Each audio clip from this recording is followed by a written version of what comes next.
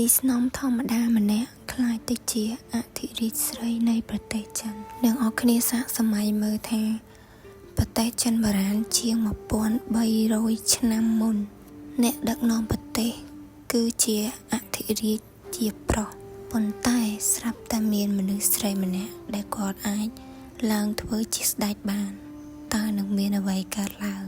នាងគឺផ្ដើមចេញពីស្នំតូចតាចទេប៉ុន្តែនាងអាចខ្លាចទៅជាអធិរាជដែលដឹកនាំប្រទេសបានឈ្មោះរបស់នាងគឺវូឈឺទៀនឬក៏បើយើងនិយាយជាខ្មែរថាអ៊ូមេនាងអញ្ចឹងខ្ញុំជឿថាអ្នកមួយចំនួនក៏បានស្គាល់ប្រវត្តិរបស់គាត់ខ្លះៗហើយ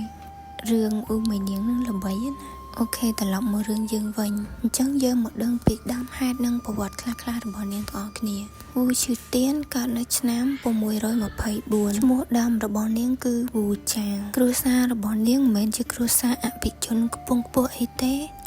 ប៉ុន្តែឪពុករបស់នាងគឺជាមន្ត្រីដែលមានឥទ្ធិពលតិចតួចដែរមិនមែនជាមន្ត្រីធំអីទេដោយសារតែបែបនេះហើយទៅ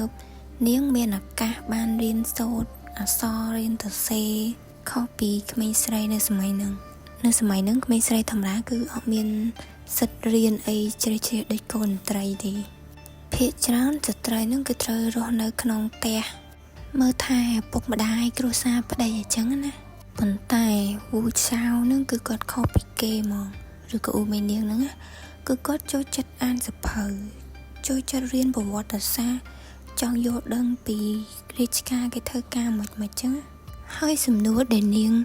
ចូលចិត្តបំផុតគឺតើមនុស្សម្នាក់អាចឡើងកាន់អំណាចបានយ៉ាងដូចម្តេចនៅអាយុប្រហែល14ឆ្នាំជីវិតរបស់នាងគឺបានផ្លាស់ប្ដូរទាំងស្រុងហ្មងដោយសារនាងគឺត្រូវបានជ្រើសរើសឲ្យចូលក្នុងវាំងធ្វើជាស្នំរបស់អធិរាជថៃចុងហើយនៅពេលហ្នឹងគឺមានស្នំច្រើនមែនតើដែលត្រូវចូលវាំងធ្វើជាស្នំរបស់ស្ដេចហ្នឹងហើយគ្រប់ស្នំទាំងអស់គឺតែងតែប្រាថ្នារកវិធីសាស្ត្រធ្វើម៉េចដើម្បីឲ្យស្ដេចហ្នឹងពេញចិត្តដើម្បីអាចឡើងឋានៈមានអំណាចមានទ្រព្យសម្បត្តិអីចឹងទៅប៉ុន្តែចំពោះអ៊ូមេនាងវិញគឺគាត់ជាមនុស្សដែរមិនមែនត្រឹមតែសម័យគឺគាត់សង្កេតមើលគ្រប់យ៉ាងហ្មងពីប្រព័ន្ធអំណាចនឹងរបៀបស្ដេចដឹកនាំមិនរបៀបមន្ត្រីនឹងគេប្រជុំគ្នាមិនគឺគាត់សង្កេតមើលទាំងអស់នាងរៀនព្យាយាមរៀនពីនយោបាយនៅក្នុងរាជវាំងប៉ុន្តែមិនយូរប្រហែលក៏អធិរាជថៃចុងនឹងបានស្លាប់សោយទីមង្គតហើយតាមច្បាប់របស់រាជវាំងចំពោះស្រីស្នំទាំងអស់គឺត្រូវបញ្ជូនទៅវត្តអារាមសម្រាប់ស្រីស្នំណាដែលអត់មានកូនមួយស្ដេចហើយក្នុងនោះអ៊ូមេនាងឬក៏វូចាវនឹងក៏គាត់បានទៅវត្តអារាមនឹងដូចគ្នាដែរហើយនៅកន្លែងវត្តអារាមនឹងទៅហើយគឺมันអាចវិលមកវាំងវិញបានជាដាច់ខាតនៅនឹងមានគេទាហានអីតាមយាមតាមអីណាសម្រាប់មនុស្សភាគច្រើនគឺយល់ថាគឺជីវិតគឺចប់ប៉ុណ្ណឹងហ្មងប៉ុន្តែសម្រាប់អ៊ូមេនាងវិញគឺវាគ្រាន់តែជាការរងចាំឱកាសល្អប៉ុណ្ណោះហើយនៅពេលនោះព្រះរាជបុត្រាលីស៊ីបានឡើងកាន់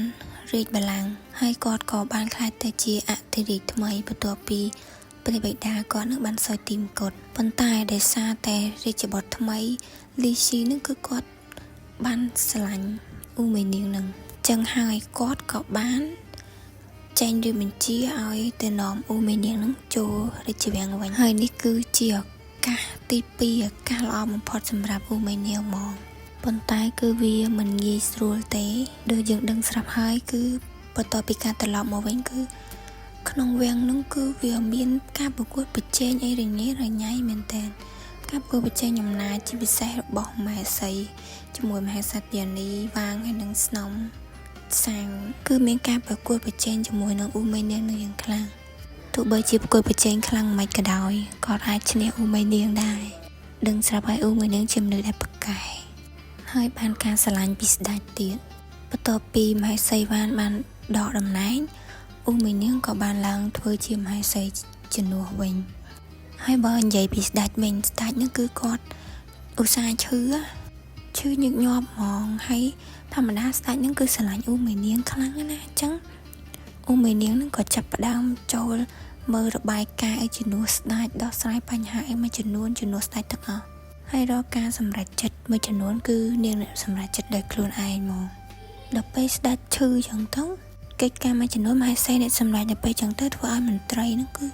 អ្នកខ្លះយល់ស្របអ្នកខ្លះអត់យល់ស្របប្រឆាំងចឹងហើយនៅឆ្នាំ909អ៊ូមេនាងក៏បានប្រកាសខ្លួនធ្វើជាអធិរាជស្រីមកមេម៉ាកសត្យានីណាគឺជាអធិរាជដែលគ្រប់គ្រងប្រទេសទាំងមូលហ្មងហើយចំពោះការប្រកាសខ្លួននេះគឺមានអ្នកខ្លះគ្រប់គ្រងអ្នកខ្លះក៏ប្រឆាំងដាច់ខាតប៉ុន្តែអត់មានអ្នកណាគេម្នាក់អាចបញ្ឈប់គាត់បានទេហើយចំពោះអ្នកដែលគ្រប់គ្រងនេះបាននិយាយថានាងជាមនុស្សដែលឆ្លាតនាងជ្រើសរើសមន្ត្រីតាមសមត្ថភាពហើយនាងធ្វើឲ្យប្រទេសនឹងរីកចម្រើនហ្មងប៉ុន្តែចំពោះអ្នករិះគន់វិញបាននិយាយថានាងតឹងរឹងពេកប្រើអំណាចខ្លាំងពេកចឹងនេះជាប្រវត្តិខ្លះៗរបស់នាងពីស្នំម្នាក់ខ្លះទៅជាអធិរាជដែលមានអំណាចគ្រប់គ្រងប្រទេសទាំងមូលពិតជាមិនធម្មតាមែនចឹងចំពោះអ្នកនរគ្នាវិញបើអ្នកទាំងអស់គ្នារស់នៅក្នុងសម័យនោះតើអ្នកនរគ្នាគ្រប់គ្រងអ៊ូមេនាងឬក៏ប្រឆាំងមួយអ៊ូមេនាងកុំភ្លេចខមមិននៅខាងក្រោម